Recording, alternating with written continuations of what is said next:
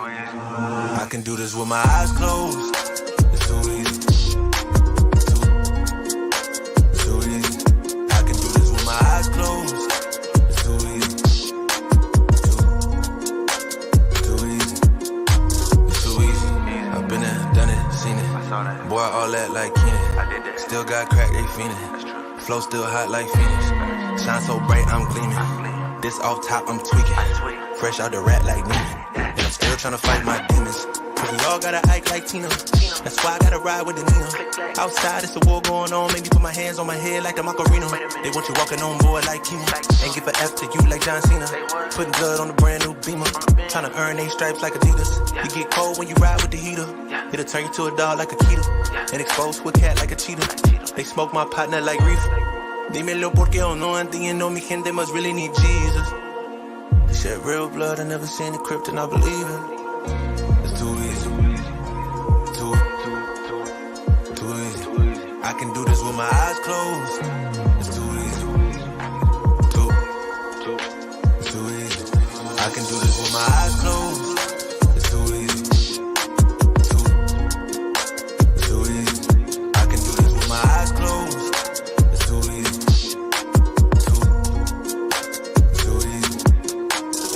easy. I've been there, done it, seen it. Y'all just talk, don't live it. And just took that route, that seen it. Now I'm so outspoken like Reason. Jimmy Neutron, boy, young G's. And I'm a self-made man out of Sweden. And it's still off top, I'm tweaking. But I still gotta fight my demons. I ain't no good, I'm evil. I ain't been clean since Eden. It's a war going on outside, make you put your hands on your head like the Macarena. That's why I gotta watch my demeanor. You know they locking up blacks and Latinos. It's the same old game, ain't nothing really changed but the mileage on the meter of the beamer. You get cold when you... What's going on, everybody? Welcome into the WAG Show. This is episode 79. I'm your host, Ben Hostler. We are here to talk about today's best bets. It is Monday, June 5th. First Monday of the month. Hopefully you guys had a good weekend. Mine was all right. I'm trying to think. Baseball's been up and down to start the month for me. We did hit the soccer bet that we gave out at the end of Friday's stream, so hopefully you guys tailed that. We took over 2.5 goals, parlayed with Manchester City to win that FA Cup game on Saturday. So that one, it was like a minus 110 payout. So hopefully you guys tailed that. We gave it out right at the end of the show on Friday. Yeah, basketball. We'll definitely get into that. Definitely get into that game last night. Banks, what's up? What's these rumors? Jets are signed Dalvin Cook. Yeah, I don't know if the Jets are getting him. He's definitely going to be on a new team, but it was sounding to me like the Dolphins were the most likely team, but I haven't seen the Jets, but maybe they're getting in the mix, but it's confirmed that he's going to be on a new team. I just don't know what team or the timeline of when that will take place. But yeah, it's pretty much a lock. He will be on a new team next year. So we'll see what team he goes to. Because I was seeing Dolphins. What was the other team? Buffalo, maybe. I saw. I don't want him. Yeah, I don't know. I mean, I feel like at this point, like, obviously he's good. But I mean, if you're a team that's like really good, it would depend on the salary cap situation. Like if you were going to bring him in, like I actually think the Jets are probably fine. Like if they got him, or like the Bills, I think that's fine if they got him. But the Bills are probably, I don't know. They just got Leonard Floyd, so I don't know if they'll be bringing in Dalvin Cook. But a team like that, like it's kind of like a luxury player, right? I don't think he's not gonna go to a middle of the pack team and then they just become very good. Dewan, what's up? True Love, you were in here talking about Kevin Love all last week, how the Heat needed to start him. That move looked pretty good yesterday. Kevin Love played pretty well. That was a very, very, which you guys know. I mean, we've talked about it for several weeks now that Eric Spoelstra is the best coach in the NBA, but That was a very, very strong performance from Spoelstra in the second half of that game. Some of the adjustments he made down the stretch. They outscored the Nuggets by double digits in the fourth quarter to win that game. I don't know, like I need to like analyze it a little bit more to see, kind of what I'll think about these games in Miami, because at the end of the day, the Heat they won by 3 points. Denver did have a chance to tie that game, and they won by 3 points. Kentavious Caldwell-Pope has got to have that was horrific. Those 2 fouls on those that could literally cost them the game. Those 2 fouls on those 3-point possessions cost the Denver Nuggets that game. That's 6 points that he gave away for free for literally no reason. And the first one, the one against Lowry later on, it was a foul, but it's like, you're trying to block it, but you have to know you can't do that. The first one with the time expiring on the shot clock, he just reached out and did that. I have no idea why he did that. Heat had their best game, and Denver played bad except for but pretty much. Michael Porter Jr. was horrific yesterday. Even Jamal Murray wasn't great. I mean, nowhere near as good as he was in game one. He hit a couple shots late in the game, but he definitely didn't play his best game. And the fact that I didn't look to see, but Jokic only had 4 assists. So I didn't check to see how many potential assists he had, but I think him having only 4 assists kind of shows you that the team was not making their shots. I don't get the MPJ minutes reduction. Yeah, so this is my take on that.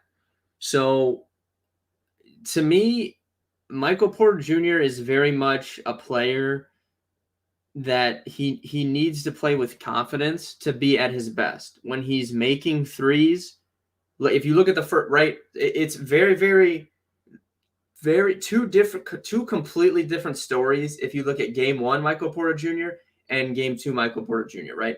Game 1, he was engaged in the offense. He wasn't making his shots. He was not making his shots. He only shot 2 of 11 from 3, but he was getting the ball, right? Which I think is important for him to stay locked in. He was seeing the ball. He was rebounding. He had 13 rebounds. He was rebounding more aggressively. And most importantly, he played very, very engaged defensively in game 1. He had 2 big blocks. That's when Michael Porter Jr. is at his best, is when he's involved in the offense, because when he's not involved, which is what we saw last night, he looks very disinterested. He doesn't flow well, and he completely tanks the team. So what I think happened last night with that is, I agree with you. I don't like what Malone did. Malone subbed him out per usual in the first quarter, and he put in that second unit, and that second unit got so hot with Christian Brown and all those guys that Michael Porter Jr. did not check back in the game after he left in the first quarter. He never checked back in until there was like 2 minutes left in the half. He sat forever, and it completely just killed all of his momentum. And I don't think he's a player that can just turn it on. Like, he's someone that needs to be involved in the game, and when he's playing with confidence is when he's going to play extra on defense and really give you what he gave you in game 1. And if you sit him down for 20, 30 minutes, he's not, like, I don't know. I understand why Malone went with the second unit, because they were killing him. But I think that completely, like, any chance of him giving you anything, I think that completely killed it, because he's not someone that can sit for that amount of time. Because you saw when he came back in after sitting, he came back in and he wasn't, like, he was playing very lazy on D. He wasn't coming out to on that one 3-pointer that Vincent hit, and he wasn't really rebounding aggressively, and he would just kind of jog down the court and just stand in the corner. Like, that is not what you want him doing. So I don't know. I didn't like him sitting for that long.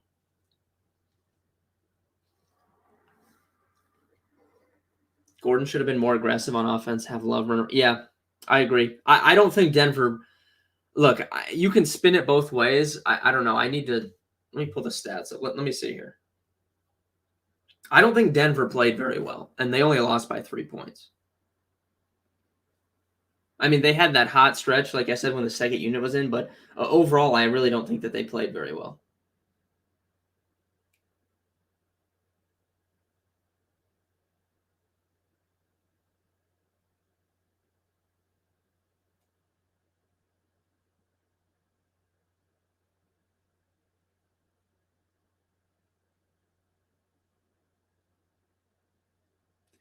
trying to see like what these teams shot, but I can't get. Oh, here we go. All right, let's see here. I mean, Duncan Robinson. How about him? He killed them in the late in that game. Let's see. Heat shot 50% from 48% from three. I mean, Denver shot 39%. He can definitely shoot. I mean, they get hot from they've been hot. The Miami Heat have been hot from three for almost 2 months at this point since the playoffs started. So, I'm done saying like, oh, they're gonna stop shooting that well because they've literally been hot shooting for like 7 weeks. I don't know what to make of it at this point. But overall, I don't think Denver played very well and they only lost by 3 points. So I definitely think Denver will get one in Miami. So it's going to come down. It's probably going to come. It's going to come down to that game 6 in Miami, I think. I wouldn't be shocked if Denver won both in Miami, but I don't know. It'll probably be a split. It'll come back to Denver. Denver will win that one, so it'll be 3-2, and then Miami's going to have a chance to force that game 7, I think. Oh, the referee. True. The referees were horrible, and they were horrible on both sides. There was a couple bad calls on Miami. Like Jokic got 3 free throws when he was not fouled on a 3, but the referees were not good. The referees were not good early in the game towards Denver. I think that was goaltending for sure. That one foul early in the game on Murray. I mean, Jimmy Butler got the ball, elbowed him in the chest, and then just went up for a shot, and they just called a foul on Murray. I truly don't know what Jamal Murray was supposed to do in that instance. Like he literally got elbowed in the chest and just stood there, and they called a foul. It was crazy. The referees were horrible for both sides, but they've been horrible the entire playoffs. I don't know. There needs to be some sort of overhaul of refereeing because I don't like. I understand humans aren't perfect. Like there's going to be bad calls, but I don't know. It's so consistently bad every game that there has to be like, I don't know.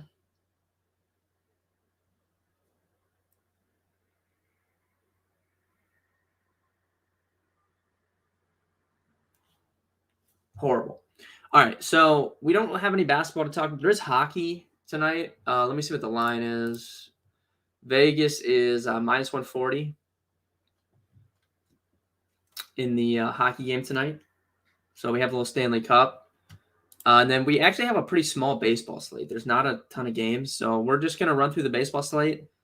I do want to shout out, if you guys were in the stream last week, I talked about adding a future on the Texas Rangers to win the World Series. Now it's June, so I'm not trying to victory lap this, but I just want to let you know we got them at 24-1. They're now 20-1. I don't think they've lost a game since I said bet them for the World Series. I don't think they've lost a game. They've been red hot. So there's you could still get them at 20-1.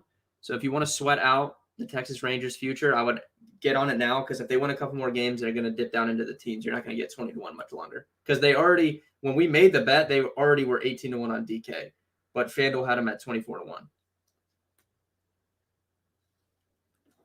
Why do you think Cassell won't get a head coach job? I don't know. I kind of looked at that. Me personally, I kind of looked at that move as like maybe Boston is bracing, like they want to roll with Missoula, but it's kind of like a contingency plan. Like maybe if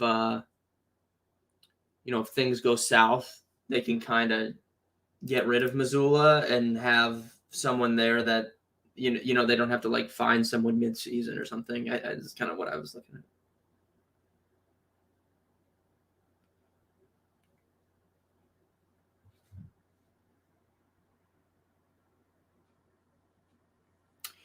All right, what do you get? Do you guys get any bets for baseball tonight? I'm gonna run through the slate. Place futures on Broncos. I have not taken one on the Broncos. I've kind of considered it. I don't know. Whenever I did that stream about NFL futures, I kind of considered it because the odds are just. It's like last year they were like they were such a chalk pick, and the only thing that's changed. Well, I've said this numerous times. The only thing that's changed with the Broncos is that they got a huge upgraded coach, but now nobody wants to bet them. Like, what are they to win the Super Bowl? Let me pull this up. 45-1. It's pretty tasty. That is pretty tasty. Now, the only NFL futures I've taken is the Ravens at, like, I think 23-1. Ravens doing the Super Bowl at 23-1 is the only thing I've taken so far. And typically my rule, if you guys don't know, for NFL futures, I don't bet anything below 15. 15-1 is pretty much my cutoff for preseason, because I'm not tying my money up for that long on like a 6-1 Chiefs bet. So, you know, I normally make some throughout the season, but I normally try to go into the season with like 3. Last year that worked out well because I had Eagles and Niners as, you know, 2 of my 3. So I had a guaranteed team in the Super Bowl from the NFC, which was good. But right now, Baltimore is the only one I've taken. I think Jacksonville's interesting. They're going to win their division. They're 25-1. They're pretty much guaranteed almost to win their division outside of like major injury bug. But 25-1, they're going to be in the playoffs because they're going to win the division. Going to get home game. So Jacksonville looks interesting to me. Chargers are always interesting at 25-1.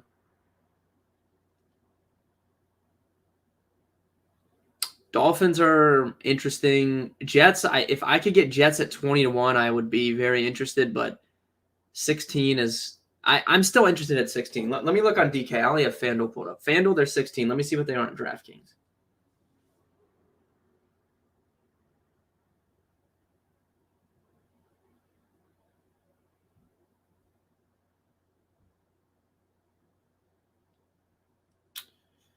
Uh, 18-1, so slightly better. 18-1 on DK. I like that for the Jets. So Jets are interesting at 18.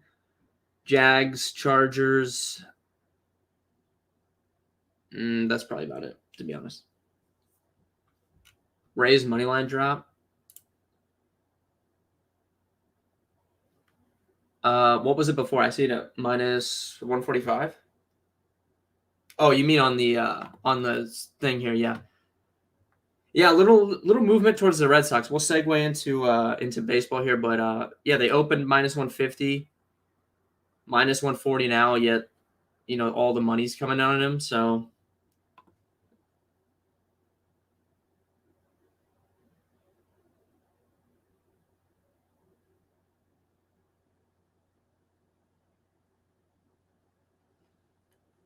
someone said something about Corey Seager. I love Corey Seager, and I wrote him up for a home run.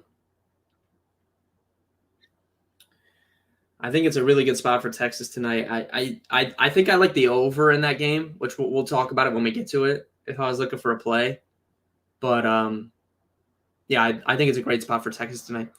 All right, so let's start off here. This game's about to start, so I'm not going to talk about that Rays game much. We'll go straight to Tigers, Phillies. Joey Wentz, who is horrible, against Aaron Nola, who has been pretty bad from Nola standards this season. Definitely not. You can throw the Phillies in a parlay, but I'm not backing them at minus 240. I don't really like the minus 1.5 either. I just don't bet run lines a ton like that. But for full game, but I do think the under 9, if you can still get it, you can see it move down to 8.5. If you can still find 9, I think the under maybe it would be my lean in this game. But I do think the Phillies win. I'm not adding minus 240 into my card at all. Next game's Royals, Marlins. Royals going with an opener today.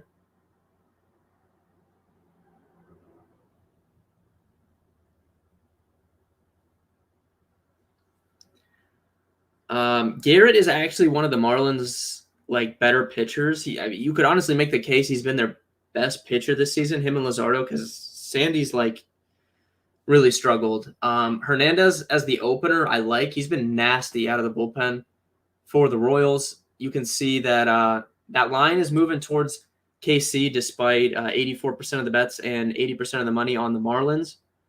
A little bit of sharp money on the Royals there. I would probably lean towards them if I was, looking to bet this game. I probably prefer them first 5. You can get them plus 135-ish for first 5 money line. So Royals definitely would be my lean in that game, but I prefer them first 5, I think, than the full game.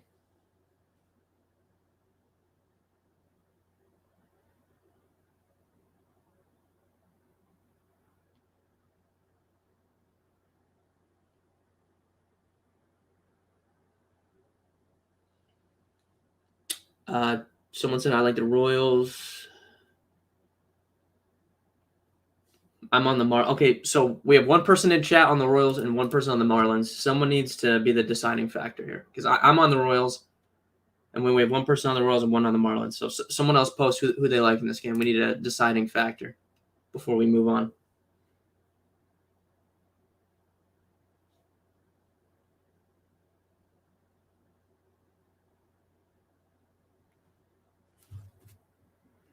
Royals for me. All right, there you have it. We're going Royals. Next game is Oakland-Pittsburgh. This is one of my favorite spots on the slate. You guys know that my rule with the Oakland A's is you can bet against them every single game except when JP Sears is pitching. I think that's when you find some value on the A's. There's been some big reverse line movement towards the A's in this game. But at the same time, you guys also know I don't like to bet the A's full game because their bullpen is, I mean, it probably honestly is the worst bullpen in the history of baseball. So if I bet them, I bet them first 5. So you can look at the Oakland A's first 5 money line plus 120. You can look at their first 5 run line, even odds plus a half a run. But I think there's some value. Oviedo's decent, but I honestly think JP Sears is a better pitcher. And yeah, I like the spot. I like the spot for the A's. So I typically bet them first 5 when Sears pitches. I have no problems going with them here. It's actually one of my favorite spots on the smaller slate today, but one of my favorite spots.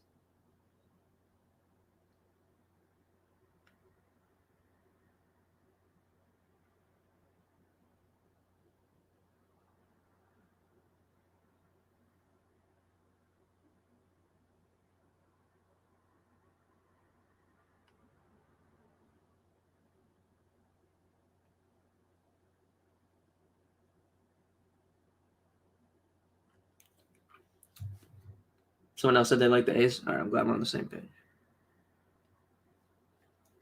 Next game we have, what do we got here? Astros, Blue Jays.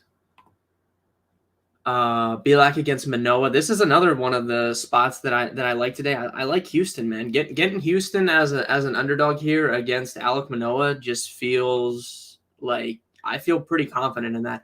I've been fading Alek Manoah.